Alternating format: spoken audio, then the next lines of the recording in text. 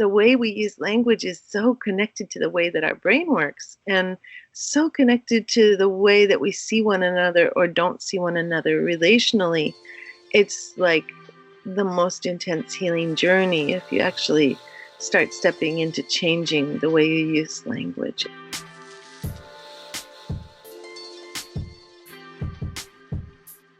Welcome to the Mindful Communication Podcast. I'm your host, Jonathan Miller. And on today's episode, we sit down with Sarah Peyton. She's a certified nonviolent communication trainer, an experienced facilitator, and she speaks and writes internationally on the confluence of nonviolent communication and the world of neuroscience research. I was really grateful to bring Sarah onto the show because we could really start to talk about the science of how our words change our brain. And the science is really clear. The way that we communicate has a direct impact on our brain and therefore on the way that we experience the world. Never has it been more clear that it is so important to focus on developing our communication skills as a way to develop ourselves as human beings. In the first half of this interview, Sarah and I start delving right into the neuroscience of how our words change our brains. Sarah Peyton, welcome to the podcast. Thank you. I'm so glad to be here. So you are interested in two things that I'm incredibly passionate about. You're interested in nonviolent communication, and you're also interested in the science of how our language affects our brain and everything to do with that. And I want to start off by giving our listeners just a quick background. What exactly is nonviolent communication? Nonviolent communication was, in a way, the discovery of Marshall Rosenberg, who's the fellow who talked about it and wrote about it and coined the name.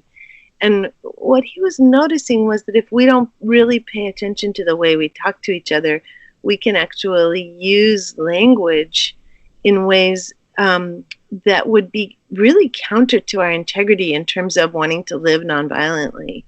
That the way that we use language, if we use it without consciousness, we kind of bludgeon one another with it.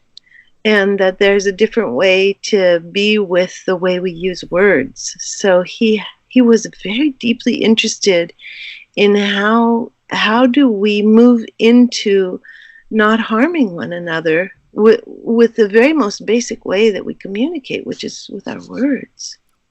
And how did you get interest in Marshall Rosenberg's work?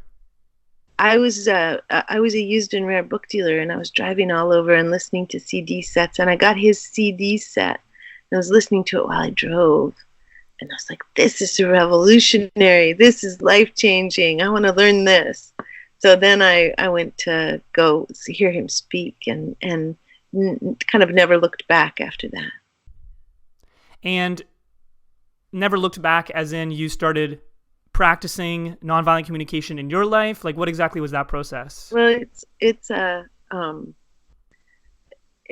when you start to look at the way you're using language, you're touching so many things that touch into personal experience and trauma. So it's quite a healing journey. It's like you can want to use nonviolent communication, but since the way we use language is so connected to the way that our brain works, and so connected to the way that we see one another or don't see one another relationally, it's like the most intense healing journey if you actually start stepping into changing the way you use language. And it's continued. I've been doing it very intensively for maybe 15 years, and I'm still in a discovery process of what takes me toward relationality and what takes me away from connection. And so you're also really interested in what you refer to in your book as interpersonal neurobiology. So is that the same thing as neuroscience? Like, what exactly is that? It's the same thing as relational neuroscience. So it's about how our relationships change our brains. And of course,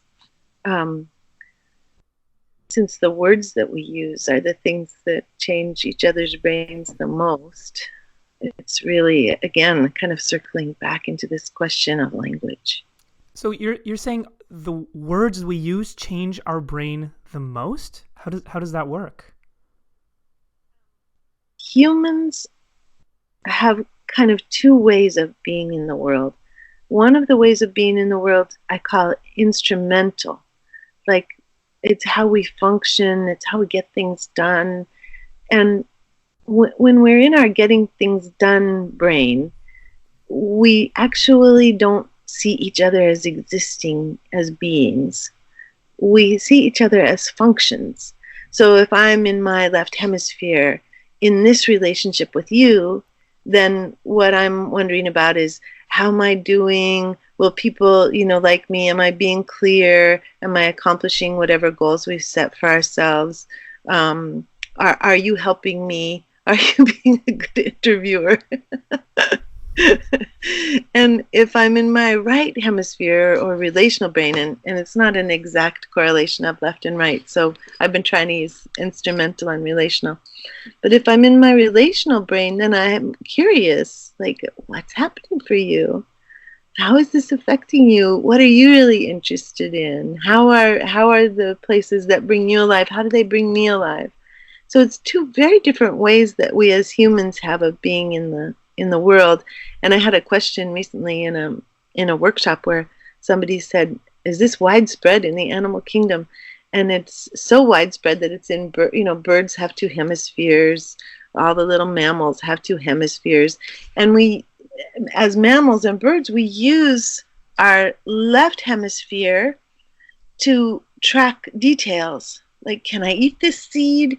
Is this a good seed for me?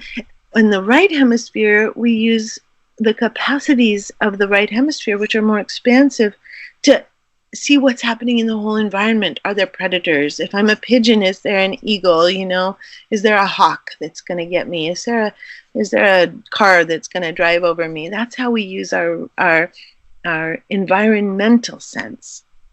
But what's interesting is that once we get into humans, well, not just humans, but like dogs as well, there's this way that we move into relationality. So, for example, a dog will look at its master's left eye, which tracks to the right hemisphere because we're cross-wired, to track how is its master doing? How is what's happening with its human emotionally? It will track this relational question. It's not interested in what the human is doing at all. It's interested in the human's relational state. And so we're sort of made to be more amazingly relational than we ever realize in our world generally. So, for example, when we are getting things done, when we're in our getting things done brain, to come back to this question of fluidity, it's a very static place. Nothing much changes. We do accomplish stuff, and that changes things, but we're not changing our brain. We're not receiving the messages from our body. We're not moving into states of relaxation. What happens with the relational brain is that the relational brain is connected to the emotional body. And so all of the information that's coming up from our body comes up to the right hemisphere, and the right hemisphere, to complete the circuit, actually kind of has to, I'm putting my fingers together to show that the circuits come together and there's kind of this completion, this sense of satisfaction. So if I say, I'm really sad, I'm so sad, and I have a friend who just got in a car accident and they're hurt and in the hospital and may not even recover, and you say something like, wow, even just wow, it's an acknowledgement, it's like a relational acknowledgement of our connection. And your wow helps to create this completion of the circuit that actually physically changes me. And it changes me in terms of the experience of having that particular message received. But it also changes me because every time that we have a sense that we are understood as humans, it grows and nourishes the pathways that support long-term health and well-being. So we are truly deeply relational in ways that we rarely speak about in this world. Wow, that is incredible. And so we touched on a few things there. We touched on the idea that we are wired to be relational. Mm-hmm. You touched on right at the end how it literally benefits us And what I'm getting from how this ties to communication is that in order to get this healing, in order to be relational in a way that allows us to grow, is that we use communication to do that. We do. Well, we can. We don't necessarily, because if we're just talking about functionality, if we're just saying, oh, what time is the webinar and when does it air, and or the podcast, and what are we going to talk about, and we're not so much moving into that relational space, and that's still communication, but it's instrumental communication rather than relational communication.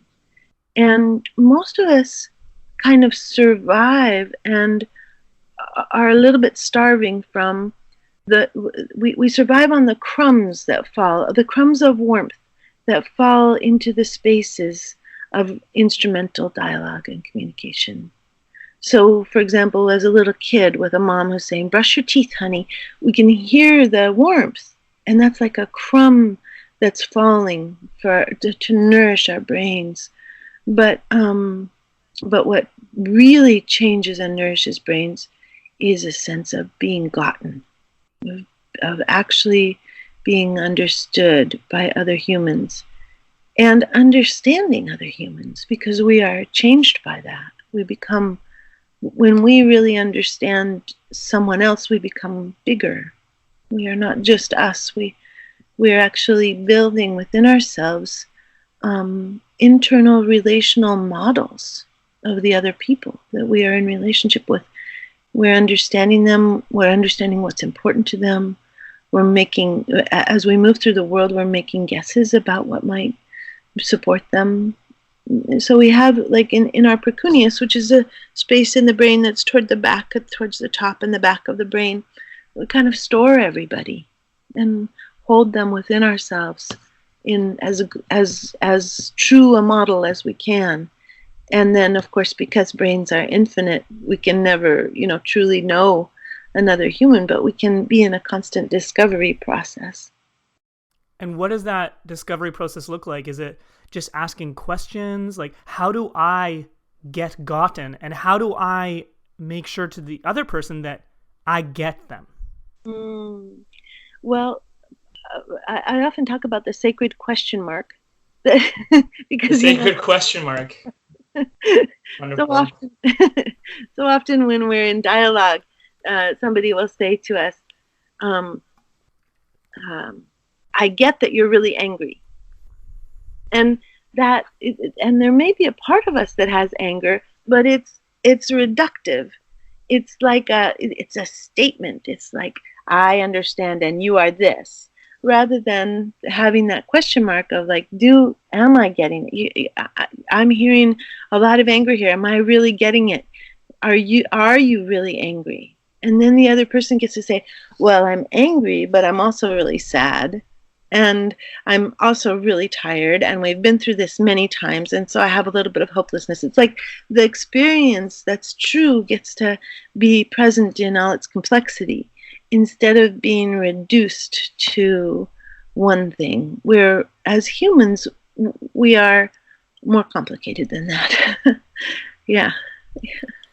I want to talk about your book, Your Resonant Self. What a wonderful read. One question that came up is, so you use this word resonance a lot, and I would love if you could kind of give us a better idea of like what exactly is your resonant self. First of all, I love cellos.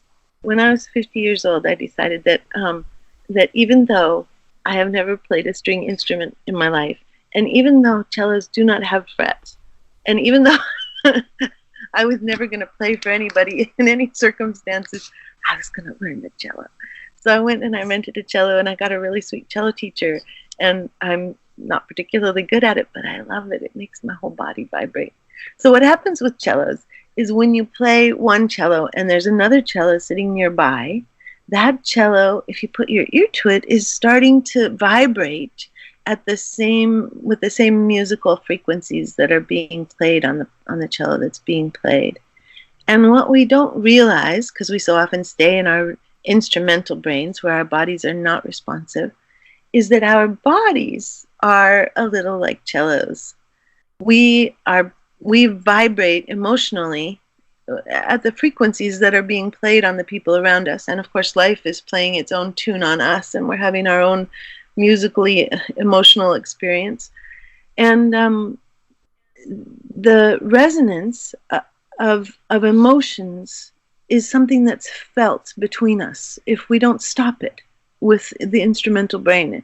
And sometimes, of course, there's an intensity in somebody else's experience that we don't necessarily want to feel, and then we're very happy to stop it.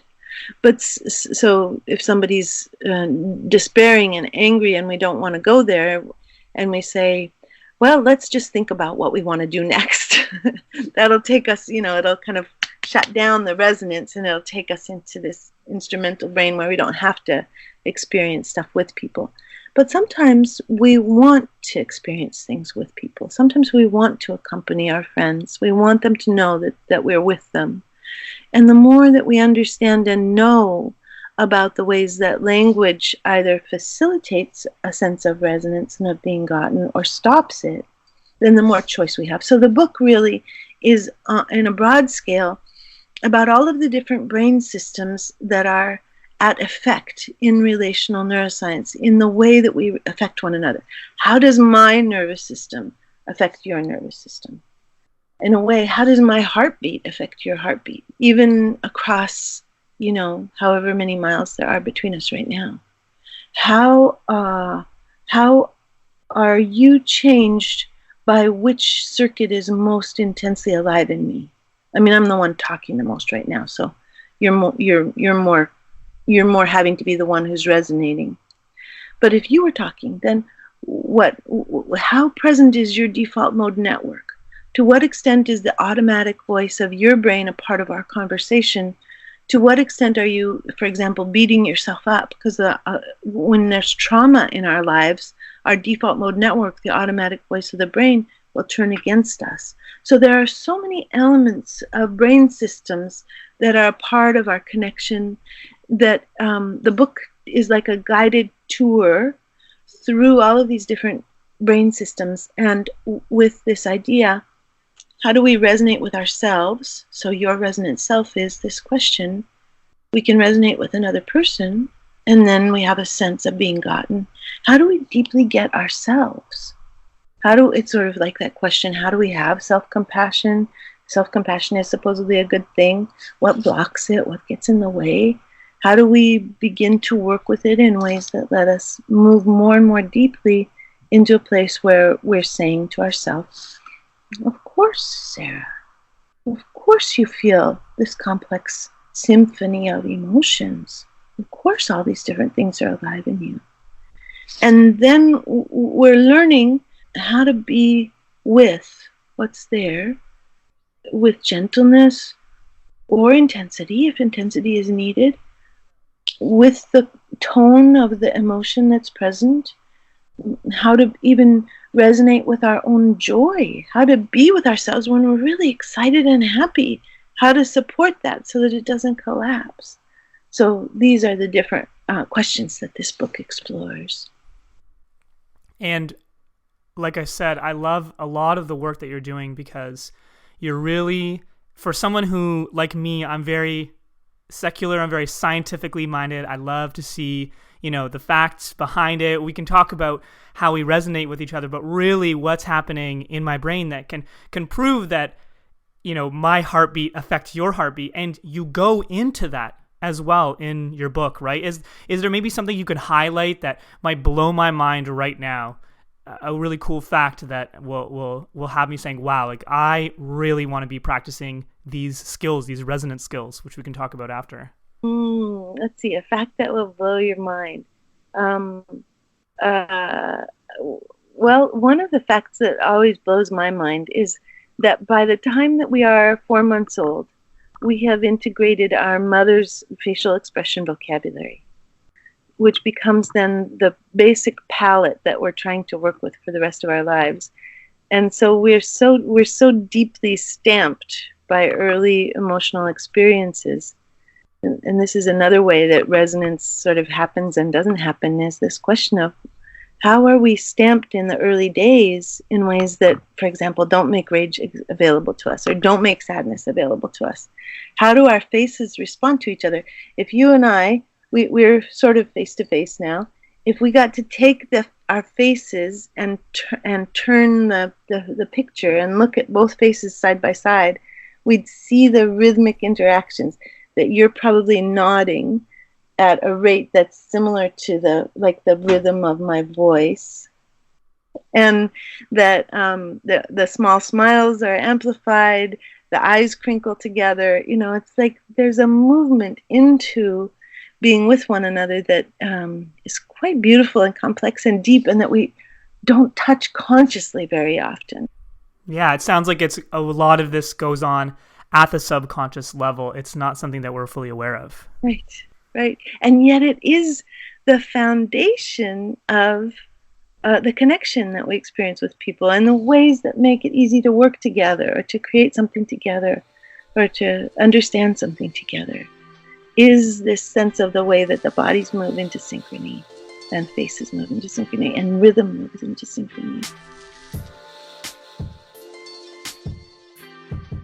You're listening to the Mindful Communication Podcast, and today we're interviewing Sarah Peyton. The link is pretty clear that by choosing our words carefully, we can directly impact our brain's wiring. In the second half of the interview, we take a look more at trauma and how using our words can actually let go of past trauma and let us live a fuller and freer life.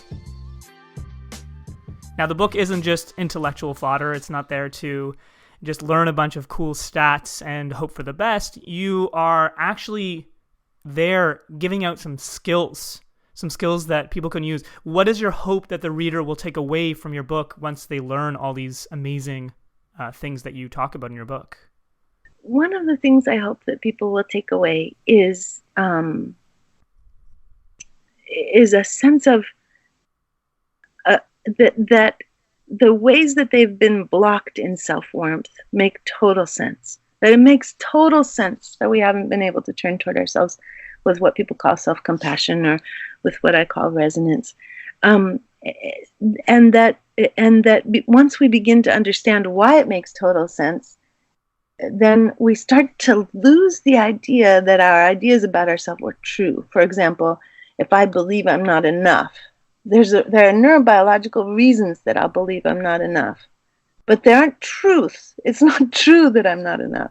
I'll believe I'm dumb, but it's not true that I'm dumb. I'm believing that I'm dumb for a certain reason. It accomplishes something, but it doesn't mean it's actually true. It's like the thing I want people to take away is sort of this funny combination of skepticism about about whether our brain is telling us the truth, and deep warmth for our funny brains. Yeah. And that is kind of your focus on the book. Is that what a lot of your work in general is focused around? Is it around this kind of... It reminds me of the work of Byron Katie, just like very much focused on like that inner critic. Is that kind of what the overall work of yours is focused on? Or is there something a little bit different or a bigger picture that we're missing here? Well, my most deep passion is the healing of trauma, and the movement toward a capacity for accompaniment, for self-accompaniment and accompaniment of others. And so the critical inner voice is a tool that lets us kind of do a bit of diagnosis about how our brain is not working particularly well. But it goes beyond that. The work goes beyond that into a kind of it moves into delight and joy at existing. That it's a quiet and peaceful and responsive experience that that for me is so much sweeter than what I started out with when I first ran into this material, that I kind of would like other people to be able to carry it away as well. My favorite thing for people to say when I go out in the world and I'm doing my teaching is for people to come up to me and say, I make sense. and so because there's so much warmth that comes with making sense. Yeah, that's a profound insight to have. It sounds so simple, and maybe to some even silly, and yet really making sense of yourself and your thoughts and how it is that you're operating in the world. I think that that is an incredible level of wisdom that you get in that moment. So what are you focused on teaching these days, specifically? These days I've moved, I wrote the book, and then I was immediately starting to work with a whole nother sort of kind of body of material, which is the idea that we make unconscious contracts with ourselves. That we make contracts with ourselves that it really comes from this this surprising insight about facial expressions that comes from Beatrice Beebe, how we circumscribe our own emotional experience in order to belong. And so as I started to work with that material, I was like, oh my God, we make contracts with ourselves. We make agreements with ourselves that can be lifelong. I will not feel sadness. And if I do feel sadness, I will not know I feel sadness, and I will not admit I feel sadness. Or I will never be on time in order to make sure that nobody ever pushes me around again. There can be these funny results that are self-sabotaging results. I will never finish my PhD because I don't want to leave my mother behind. Or I will never finish my PhD because my father always said that I would never amount to anything, and I'm going to let him be right. There's all different kinds of ways that we make these contracts that are both with ourselves and with the people who were closest to us. We can make contracts to save our siblings, or we can make contracts to survive domestic violence, or we can make contracts in order to be able to have a life when one of our family members is suffering from addiction. But there are all kinds of different ways that we'll make these agreements with ourselves that then become really rigid and that stop us from being able to move fluidly in the world. I love fluid movement of humans. And I think one of the reasons that I've become so interested in the contracts, and now I'm writing a second book that has to do with the contracts, is because even though Your Resonant Self is a gorgeous guided tour through neurobiology, you can read it and you can still be left not able to have self-warmth because of these contracts. So it's like part two.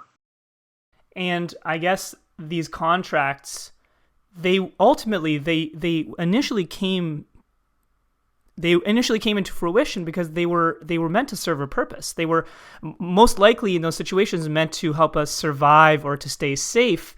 And that unfortunately goes counter to us maybe moving beyond that from a state of survival into a state of thriving. Yeah. And they're often made out of love. I tell people when I'm working, the biggest mistake you can make when you're working with contracts is to sell yourself short. Is to believe that it's the ego making the contract, rather than seeing the enormous, generous heart of the child self that wants everybody to be okay and wants everybody to survive, and also needs to survive, of course, itself. But there are these contracts made out of love. People often make contracts in a way not to breathe or not to exist, so that they aren't a burden on an already overburdened mother or an already overburdened family system. Deep love is part of our human heritage that we often sell short. I thought that was so beautifully put, and that touches so closely to the self-compassion piece that we spoke about. And you even have this quote from your book, if I can read it, is, "Once all the pieces influencing you are on the table, you will start to braid together an understanding that your decisions have always made sense. You have always been making the best moves available to you." And I think that's kind of what you were alluding to, is that, when you made that contract at an early age, at a subconscious level, you were doing what was best for you at that time. And to put that under a critical lens is doing yourself a disservice in a way? We'll often turn away. It's so interesting, that turning away from self, more than anything, we'll have this sense of doing ourselves a disservice by diminishing who we were. And when we look closely at this mechanism of the turning away from self, what we often find is that the little one that we were before we turned away had too much emotion, had too much grief, had too much anger, had too much terror. And it's almost like it blows the fuses of the present moment for the little one that we were. And it's like two selves then appear. A self that has contempt for the little one who had so much grief or fear, and then turns away from the little one and moves into the future. And so then we have this self-hate that becomes a part of our neurobiology. And you'll often say to people, well, how old were you when you think about this self-hate? Do you hate your 5-year-old self? And people will say, no, I don't hate my 5-year-old self. And you say, well, do you hate your 6-year-old self? And they'll go, yes, I absolutely hate my 6-year-old self. And then you say, okay, what happened when you were 6? And they're like, well, that's the year that my grandmother was hit by a car and my mother stopped speaking. And, it's like, then we start to touch, here's the too muchness that makes us turn away from ourselves. So the book takes us into these kinds of inquiries, a guided tour into how do we accompany ourselves? How do we turn toward ourselves? How do we discover the ways in which we've turned away from ourselves and begin to resolve them? Because really what makes us turn away from ourselves, we think it's because we were weak or disgusting or unlovable. But what we discover is that the emotion was too great to hold alone, and that we were little people without accompaniment. Not to mention, at least in my experience, as an adult who is not that emotionally fluent, I don't even necessarily know how to support someone like a child who's going through that. So they really are all alone. Yeah, it's true. It's true. Yeah. We were all alone. And it almost becomes generational. That example you used was really powerful for me. I saw it, this mom who her mom got hit by a car and she didn't know how to deal with it. So she stopped talking. And that was her way of dealing with this. And that unintentionally had this impact on her child, which for the rest of her life, well, hopefully not for the rest of her life, but until that point, until you encountered her, was affecting her. And so it becomes this generational thing. And unless we're taking the time to address it, it's just going to perpetuate. It does perpetuate, because then the mom grows up, the little one whose mom wasn't speaking, grows up, doesn't like her 6-year-old self, has a baby, likes her baby great until her baby's 5, but then when her baby turns 6, she doesn't like her baby's 6-year-old being. There's a definite transgenerational piece to the puzzles that we're working with. And it's really good to know that, because we can often think, well, I was working with someone just yesterday, and the person was working with a sense of terror, but they didn't know where their terror came from. And they didn't know until I said, well, could it be your mother's terror that we're touching? And then their body began to shake and they began to cry. And it was like, yes, this is, when the body responds in that way, you figure it'd say yes. And so we in a way, we did resonance for the mom that the woman carried within her. I mean, her mother was already dead, so we couldn't even go to the mother, even if the mother had agreed. She wasn't here to agree. So we carry our parents' bodies within our bodies, and a part of the resonant journey is the journey of it is this journey of resonant accompaniment, no matter where it takes us. It might take us toward our parents. It might take us towards our siblings, towards sometimes I think people can be really changed by first loves. The first person that we fall in love with can have a tremendous sort of neurobiological impact on us, and we can carry within us their broken hearts. I often talk to people who speak of how they were in a first relationship that was so important, and what they felt most clearly was how much they loved the little child within their partner, that they could really see their partner's 7-year-old self, and that it was so hard, even though the relationship was so difficult, it was so hard to leave that person because they could see the child self so clearly. So we are sort of fluid and complex in many dimensions: time, generations. The part of the brain that holds emotional knowledge and emotional memory doesn't have a timestamp. It's not a chronological. We have another part of the brain that does the chronological stamping and that puts things in order. And then after we do a piece of resonant work for the parent we carry within us, then the hippocampus, the part that timestamps, says, oh, that was my mother's experience. And it no longer then is a burden on this body. Wow, and just like that, it can completely get released? Yeah. Wow. Yeah, resonance takes people into release. Yeah. That is incredible. Sarah, where can people get in touch with you, your work, if they want to reach out? The website, yourresonantself.com, has a bit of an introduction to the book and has the downloads of the free guided meditations. The guided meditations are also on Insight Timer.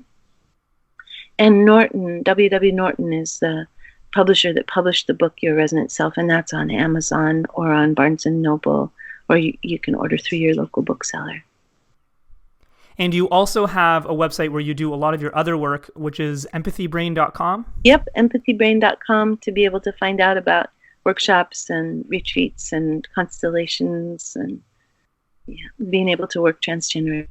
And before we head out, do you have maybe a parting word, one piece of advice, something that maybe listeners can implement in their life this week? This week, listeners can begin to just notice their breathing. And as they breathe, they can notice whether it's easy to pay attention to their breathing.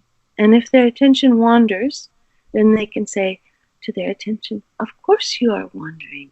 Do you want to take care of me? Do you want to make sure I pay attention to the things that are most important to you?